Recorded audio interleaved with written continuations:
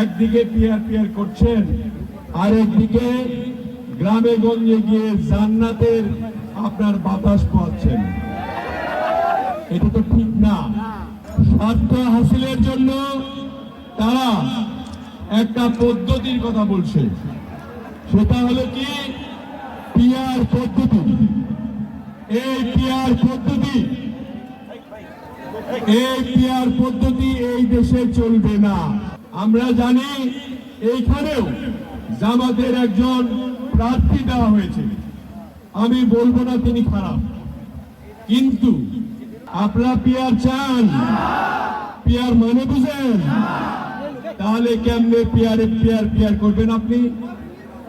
আপনার সরকার নির্বাচন, পিয়ার মানে হলো যেহেতু তারা কোনো আসনে জিততে পারবে না, পার্সেন্টেজ অনুযায়ী প্রপোর্শনেট রিপ্রেজেন্টেশন তারা চায়।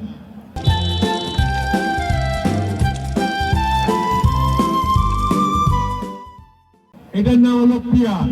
অর্থাৎ সারা দেশে যদি 3% বা 5% ভোট পায়, তারা সংসদের 15টি আসন পাবে। এই আসনের জন্য তারা এই পিয়ার পিয়ার করছে, কিন্তু জনগণ কাকে ভোট দিবে কেউ জানে না। এটা কি চান আপনারা?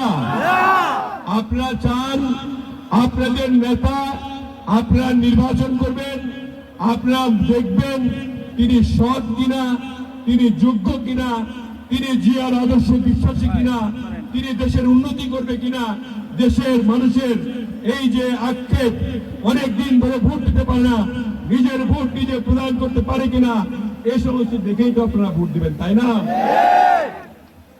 তাহলে একদিকে পিয়ার পিয়ার করছেন, আর একদিকে গ্রামে গঞ্জে গিয়ে জান্নাতের আপনার বাতাস পাচ্ছেন। এটা তো ঠিক না।